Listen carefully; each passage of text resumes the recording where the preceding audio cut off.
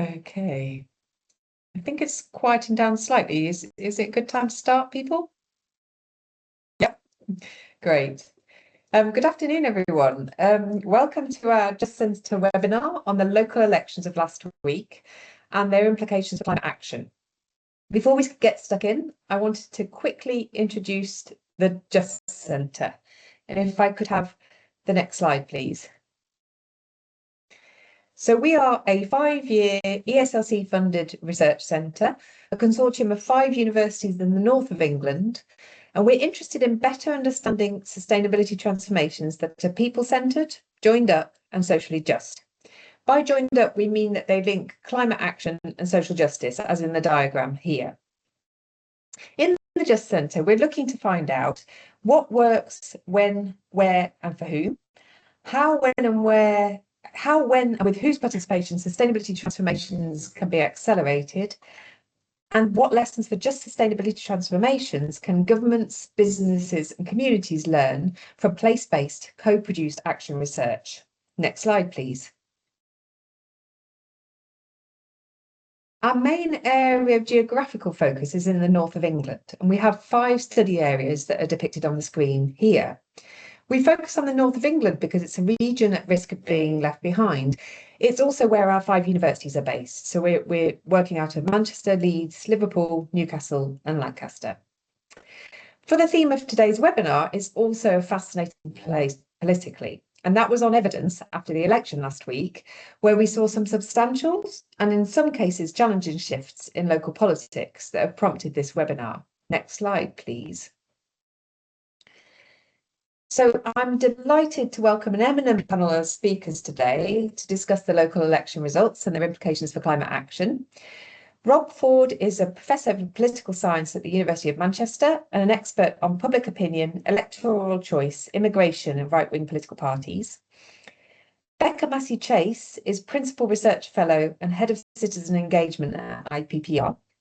We're hoping to have Abdi Suleiman join us. He's having some technical difficulties there as the Political Affairs Lead at Friends of the Earth. Becky Willis is Professor of Energy and Climate Governance at the University of Manchester.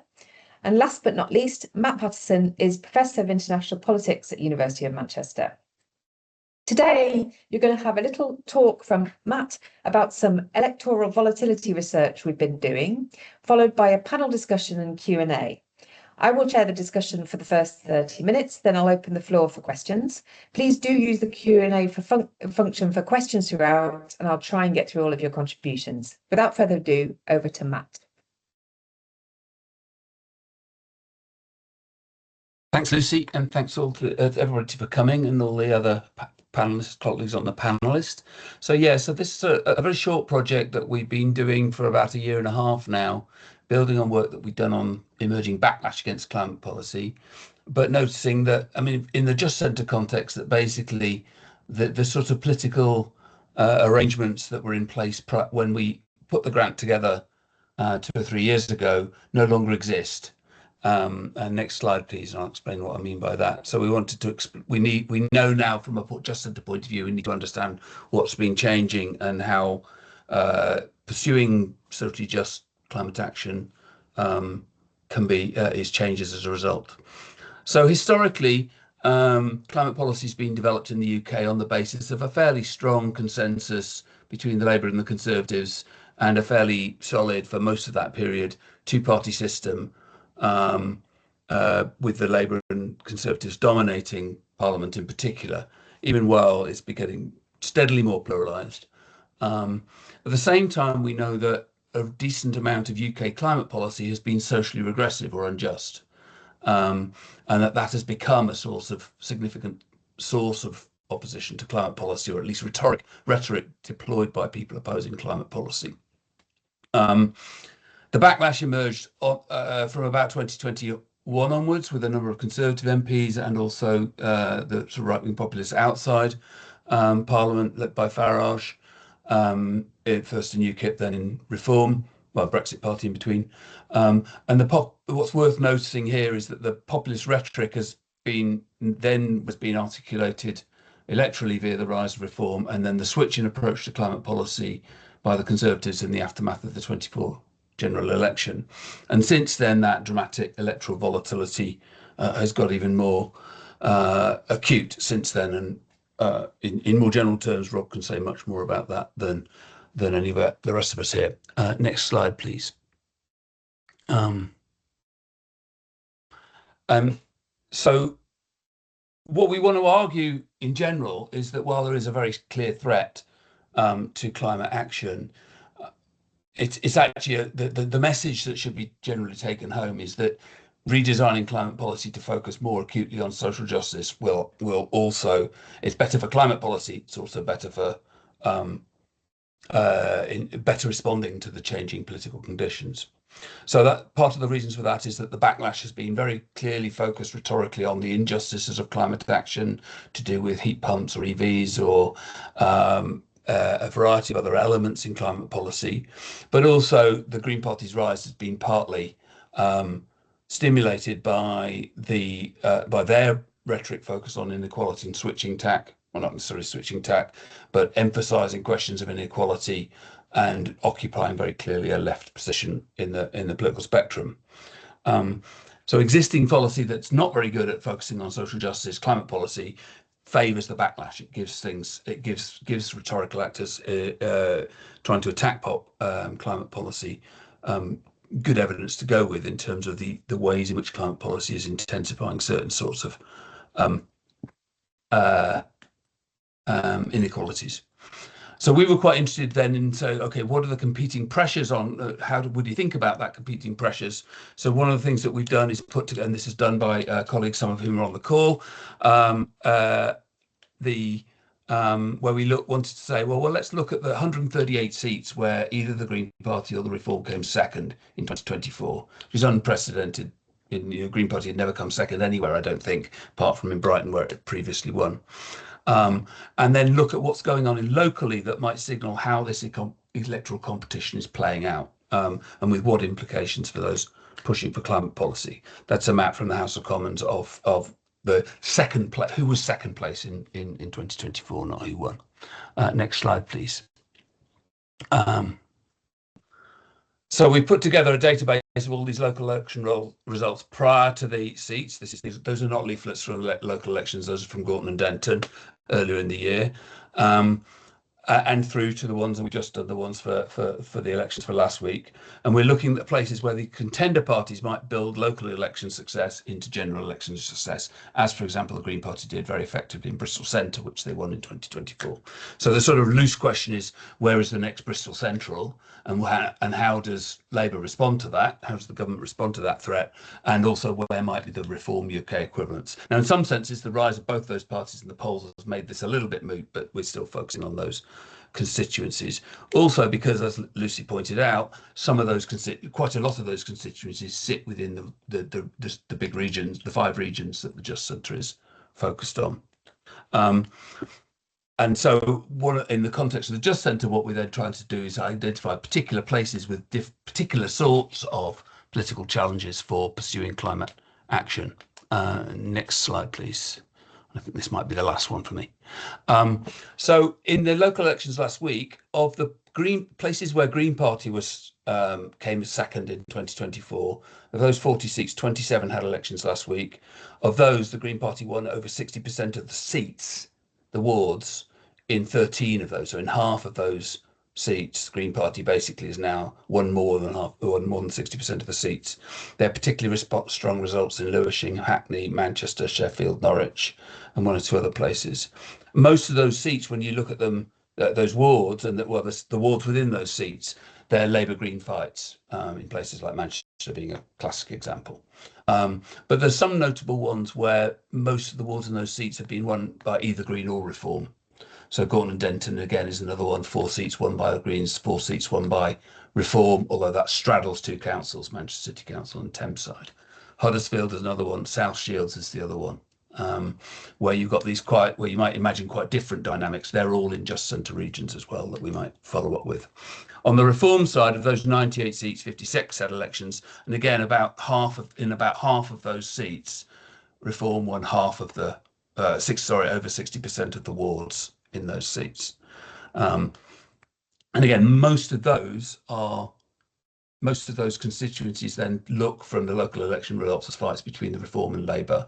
But that's partly an effect of where the elections were this year. Last year, they were much more in sort of Tory county areas where Reform took lots of seats. And I think now the last slide, I'm trying to rattle through.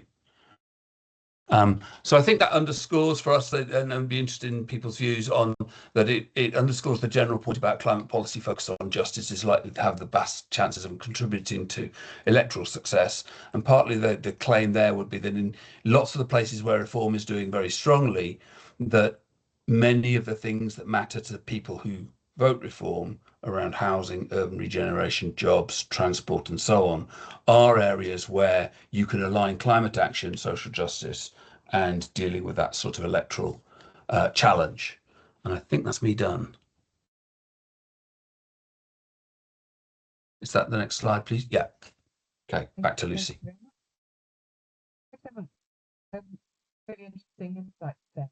So what I'd like to do is to the discussion by asking you each in turn. I'll start with you, Rob, to tell me where you or your organisation will feel the most impacted of the election results, and is there anything you now need to do differently?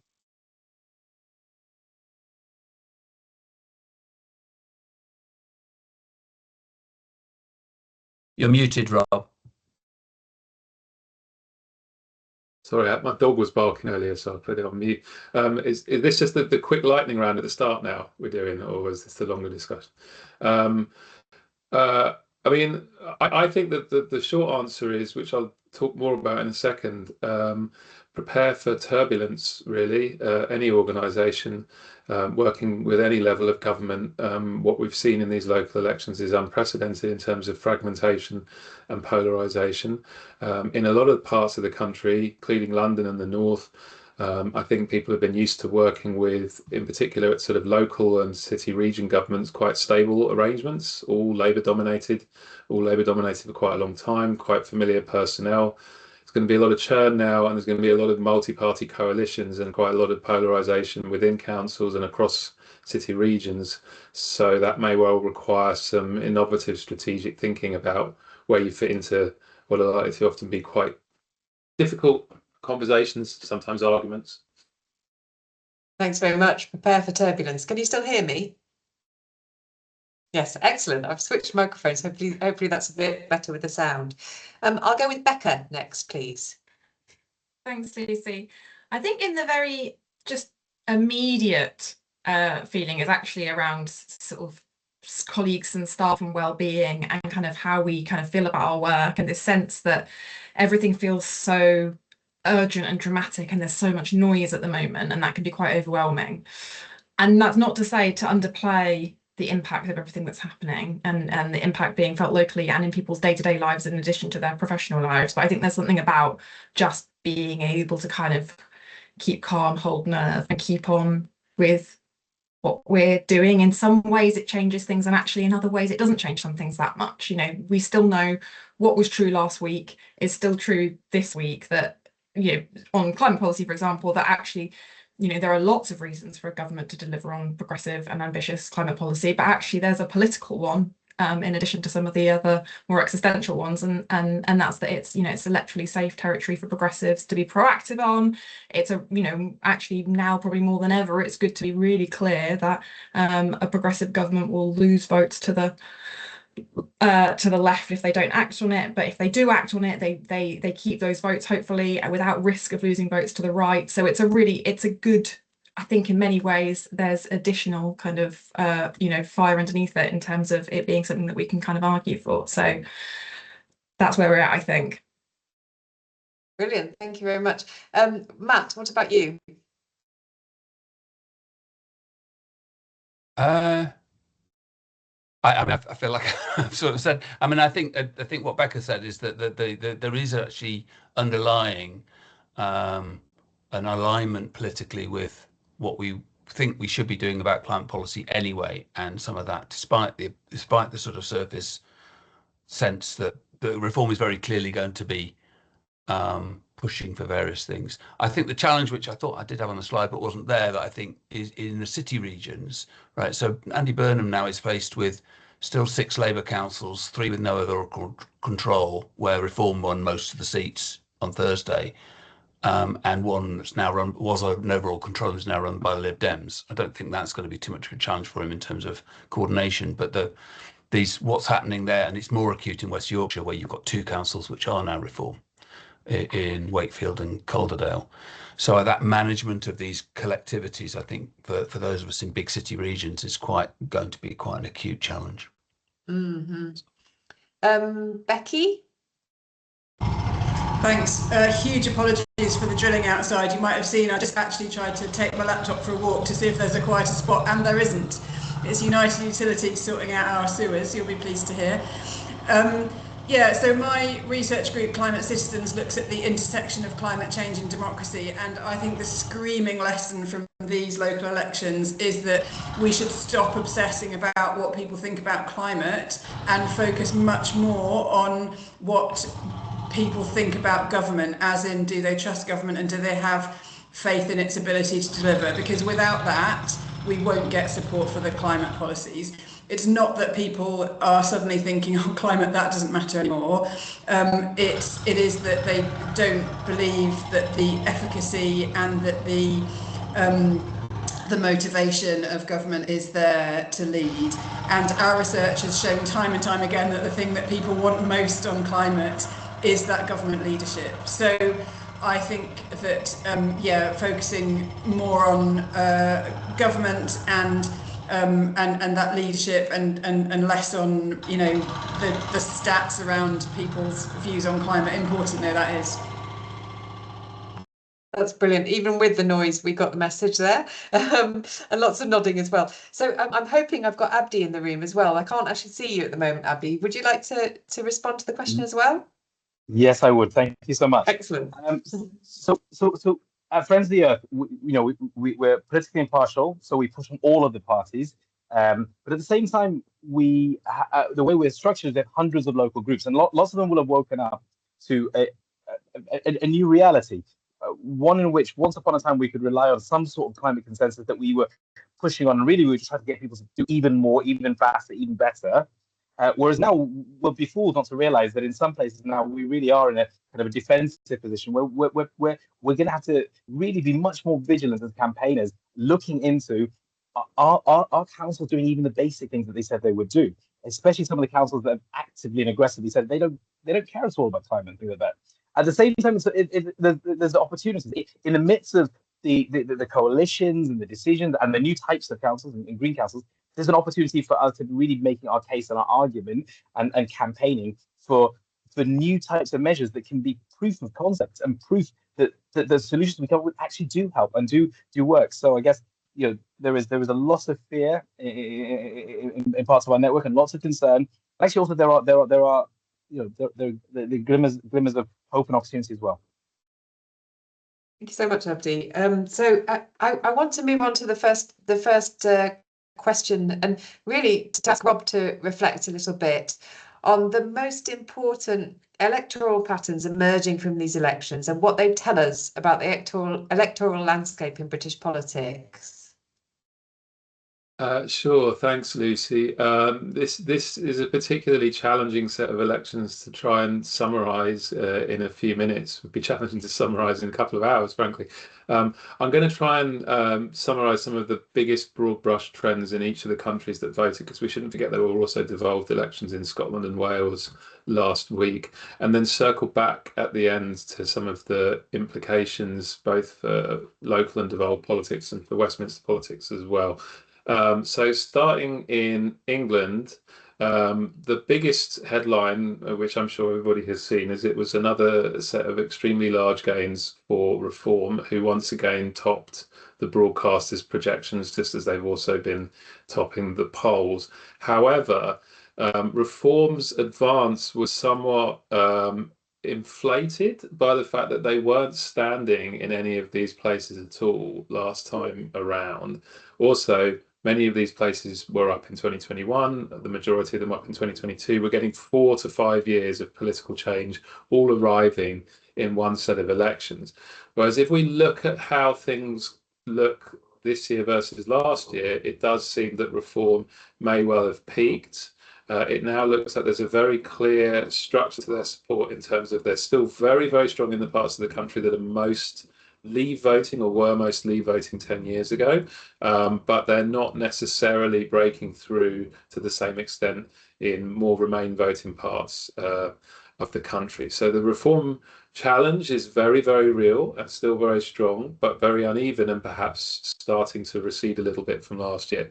The second big insurgent breakthrough story this week, which has obviously got big climate implications, is the best set of local election results by a long chalk ever in history for the Green Party, including taking several councils outright, also pulling a lot of former Labour councils in cities into no overall control, which potentially means that Labour groups will need to work with Green groups to govern in those places.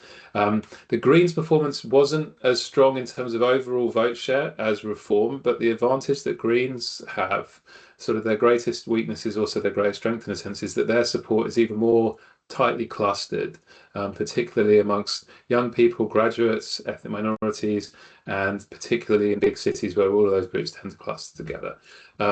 Both Labour and the Conservatives were down sharply. These were like record-breakingly bad elections for them, and it's raising questions about whether the traditional two-party system that has dominated English politics for the best part of a century might be at an end, with both traditional parties plummeting simultaneously, a phenomenon that's never been seen in local government before. If we cross Offa's into Wales, well, we see a two-party system that's already completely changed. The Labour Party had its worst results since 1906, is out of government for the first time in the history of devolution, has been replaced by Plaid, while the Conservatives are basically a footnote now in Welsh politics, having been more or less completely displaced by Reform. Up north in Scotland, where they've had a different kind of politics for a while, the SNP continues to be in government, their fifth successive election win in a row, but they didn't get a majority, which means they're probably not going to call for a second independence referendum in the immediate short term. And the only other pro-independence party in the Scottish Parliament is the Scottish Greens. Now, Greens plus SNP is a majority. The Greens did very well.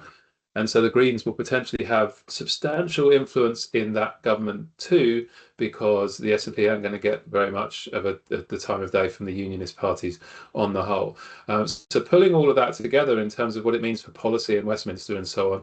Well, firstly, it's a kind of Dickensian best of times, worst of times type scenario for people working on the climate, I think, because there are now more Green councillors and more councils where Greens have influence, as well as devolved administrations in Scotland where the Greens have a direct influence, and in Wales where you've got a Plaid government that's considerably to the progressive left of Labour. That's how they're positioning and campaigning. So lots of sympathetic ears in lots of places, yet at the same time, far more very unsympathetic ears than you have had hitherto in the form of Reform councils and councillors, Reform having made opposition to action on climate one of the main planks of their sort of ideological appeal, alongside nationalism and opposition to immigration and so on. So they're the toughest crowd of all. You've got more of the friendliest crowd of all and more of the toughest crowd of all, and a lot more diversity from place to place all over the country in terms of the mix of people you'd need to influence. Final broadening it out point, on a day where an hour and a half ago we had the Health Secretary resign and potentially trigger a leadership contest, it is fair to say that these results will weigh heavily on the debate within the national Westminster government, and there is an ongoing and pretty polarised argument within the Labour Party about whether the right response to what is happening to them in terms of losing half of their support in the polls and now in the elections as well is to tack rightwards in an attempt to try and win back the median voter from Reform, or to tack leftwards in terms of reconsolidating the votes they're losing to the Greens. And there's a really interesting and sort of difficult paradox that they wrestle with that I'm going to leave with you guys, which is Labour lose more seats to Reform, but they lose more votes to the Greens. Now, at the level of psephology, that isn't so much of a paradox, because if votes fragment, then a party can come through the middle and win, and Reform did that a lot. But from the point of view of Labour Party strategy, and in particular Labour Party symbolism and history and culture, it's a big, big problem. Because it's one thing for me as a psephologist to say, well, look, guys, it's going to be a lot easier for you to win back Hackney than win back Sunderland, so you're just going to have to write off Sunderland. Oh, I think we lost you there. You want to write off Sunderland. There's something wrong with Bob's audio. Hopefully everybody can hear me all right. But you were finishing with if you lose Sunderland and you're the Labour Party, it's a big deal, I think. Can you hear me again now? Yes, I can. Yeah, I can hear you guys. Okay. So yeah, you can basically say, look, there's an easier route back through Hackney and Manchester than through Sunderland and Barnsley.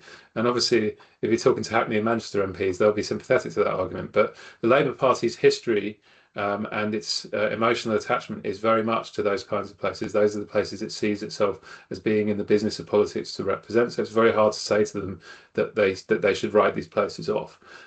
So it's not an easy paradox to resolve, frankly, and I think the risk, and one worth contemplating for those working in the climate sector, the risk is that the people who worry most about reform will want to put climate on the back burner because they feel the reform campaign against it. So it's very important to push back hard against that.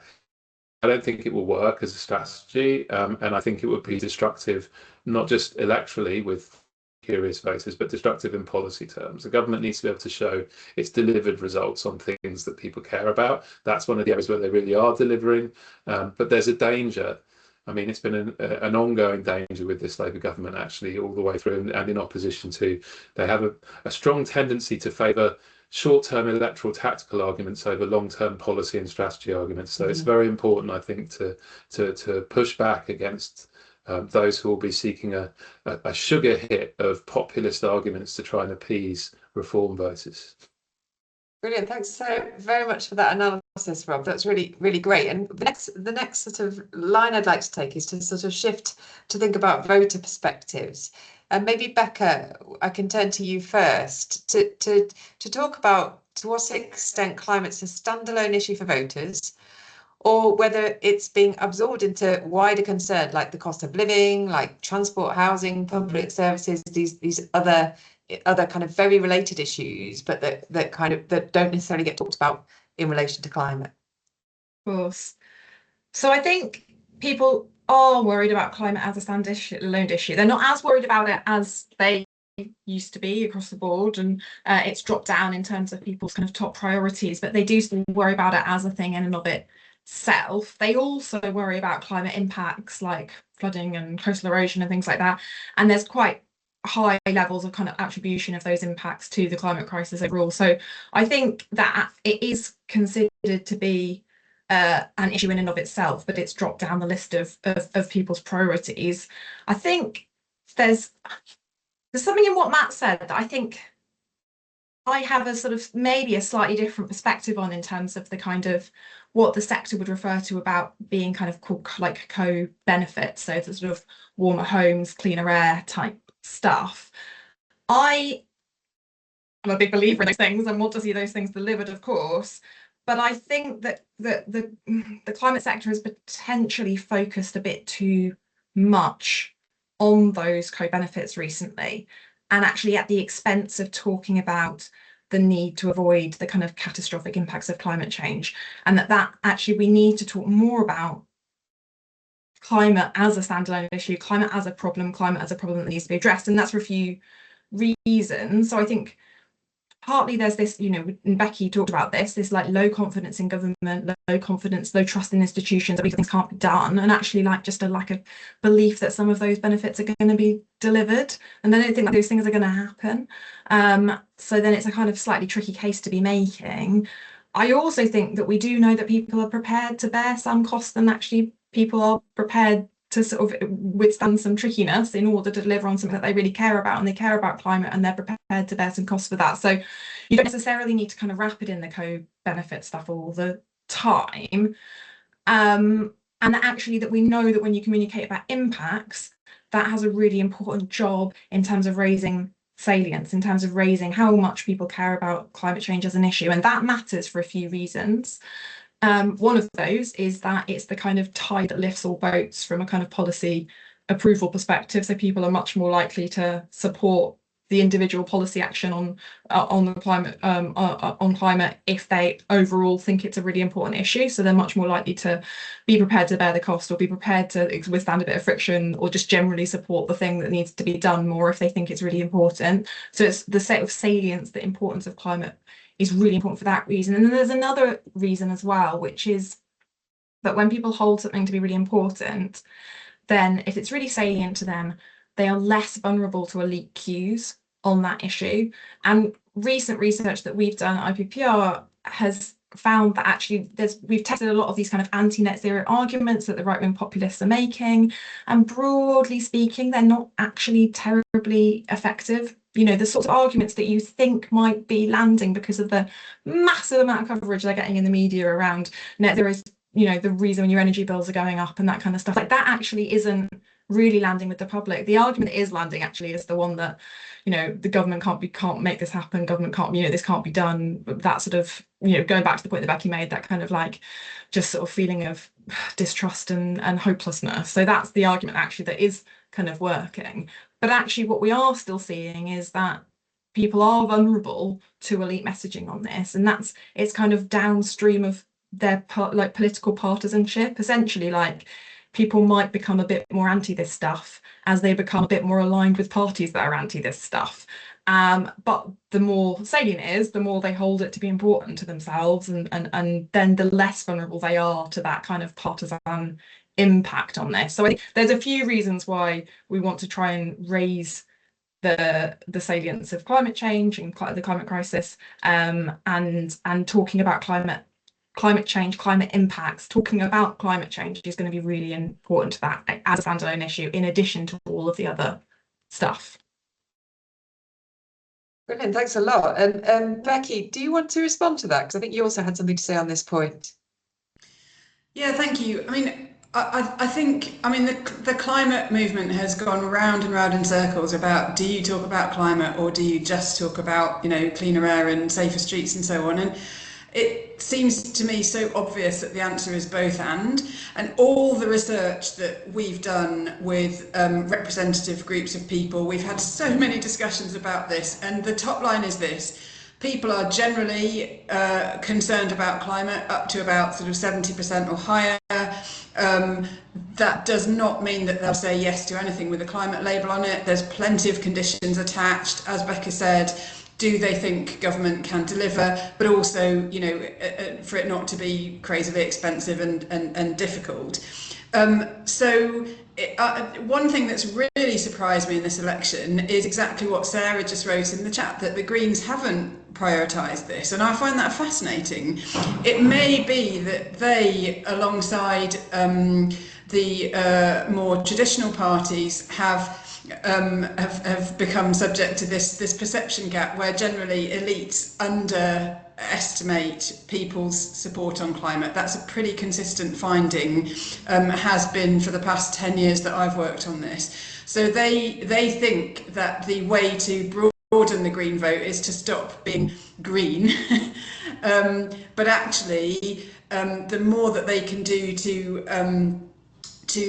talk about climate and immediately follow up with a sort of positive activist government policy, that our research shows that that's what really cuts through.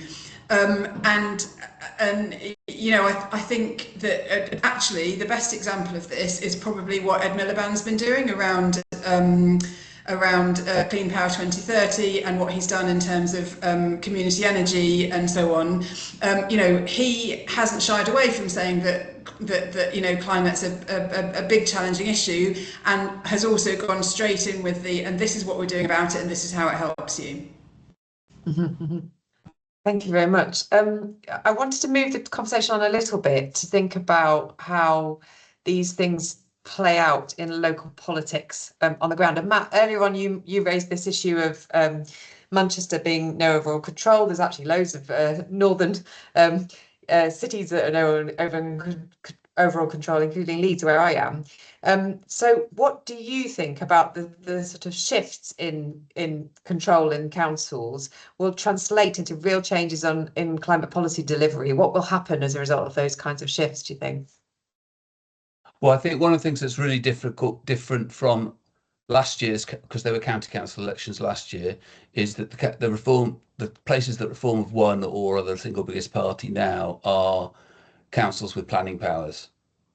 So housing, where houses get built, what types of houses get built, what the conditions on those built, and they will be doing planning applications for renewable energy and solar and wind installations as well.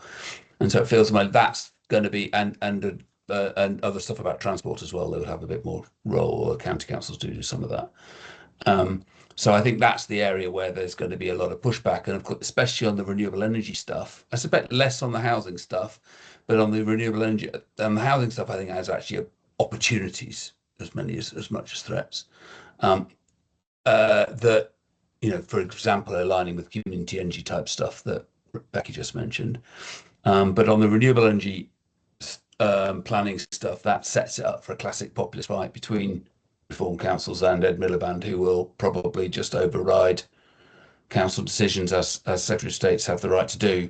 And he has been very activist in pushing those things through. So that sets up a classic dangerous political fight, because it makes it very easy. The people voted X, and the technocrats in Westminster, etc., are overriding the people's will type story.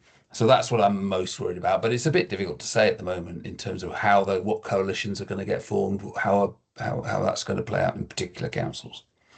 But yeah. In the comments, Claire Black's just commented about what's going on in Kirklees, and it's along those lines. In effect, shift of power means that talking to newly elected members will mean thinking about framing it in terms of co-benefits, which links in the earlier conversation, she thinks. So thank you, Claire. Maybe to move on to the national level then, and Abdi, perhaps I can start with you. What do you think these election results, what signals do these election results send to Westminster about the political space for climate policy? Hello, can you hear me? Yep. Yeah. In one sense, you've got a situation in which it's very clear that a lot of people are incredibly unhappy, right? And they're incredibly unhappy with the two traditional parties that for so long have dominated political reality. And I guess in a sense, the place we're going to for a lot of our answers is we need national decisions to be made by national politicians, right? And we're all involved in climate. I mean, maybe some people just enjoy keeping a track of the weather in general, but we're involved because of the predictions made by scientists around what climate change will do. That it isn't a problem that's avoidable, that it's a problem that will have to be dealt with. So really the question is, when does it get dealt with? Now, I think, so in a way, the question is, do these sorts of elections add to the sense of urgency, or do they diminish that sense of urgency? Now, having a party called the Green Party, right? Like I go back to, we're politically impartial, friends of the earth, but it doesn't not help us to have a party called the Green Party that are a political force that are threatening that are directly threatening the votes of the party that is currently in power, right? And at the same time, of course, it's a problem for us that there is a party on the other side that has actively decided that our topic is one of the things that wishes to engage in a protracted political kind of like demonization project around, right? And it thinks it can leverage. Now, the thing I think I come back to is, and I may have been distracted by a conversation from before, so I hope I don't stray to the wrong question. Like, there was a time where we were with the Labour Party was they were putting a green industrial strategy at the centre of their argument for how they were going to rejuvenate the economy. So they were going to deal with other problems by also answering the question of what they were going to do about climate change. And they stripped that out. I guess the question for us is, given the scale at which we want action on climate, how do we make sure that actually the changes we're asking for in order to respond to climate change and to respond to nature crisis are also answers to the economic crisis, the productivity gap, various problems that the government is sitting there with anyway and going, oh crap, what are we going to do about all of these things? because fundamentally, actually, when you get away from the parties, there are a set of national problems, and climate change is an international problem that the national government also has to deal with. Thank you so much. Yeah. So how do we make sure that, in a way, that climate isn't a standalone issue, that it does link into all these other things that we've been talking about? I'm going to ask one more question, then we're going to open the floor. We're running slightly late, but I think we'll be all right. I do want to ask this, particularly of Becca, Abdi, and Becky. So Becca, maybe you can start us off with what, based on what's happened in the last week, what do you think that climate practitioners should be doing over the coming years? What strategies are we going to take? Thanks, Lucy. So I think this probably does come back to the thing I said about talking a bit more about climate impacts. I think that is really important.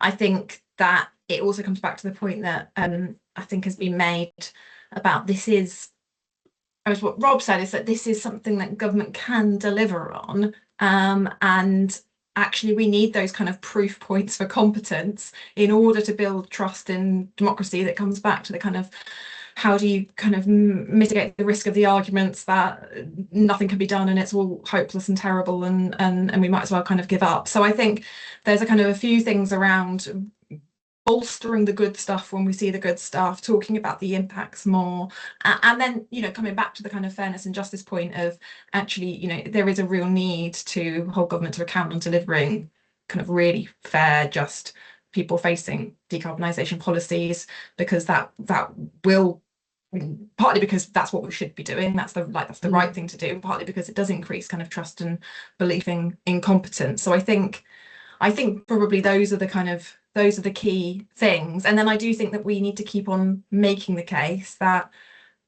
climate is a potentially like really clear and effective dividing line with the right, and that people should be, you know, have confidence in that and build on that, and that actually a progressive government can't deliver on all its other outcomes and all the other things that it thinks are important unless it tackles this area as well. So making the case, I think. Becky, would you like to go next? Yeah, I think the main lesson for climate strategy is not to obsess about either side of the political spectrum. Like my colleague Rachel Coxgoon did some work on rural climate attitudes, and she found that actually Green voters and Reform voters have quite a lot in common, not in the policies that they support, but actually in that they have very firm ideological positions, unlikely to be shifted, you know, and one really pro-climate and one anti.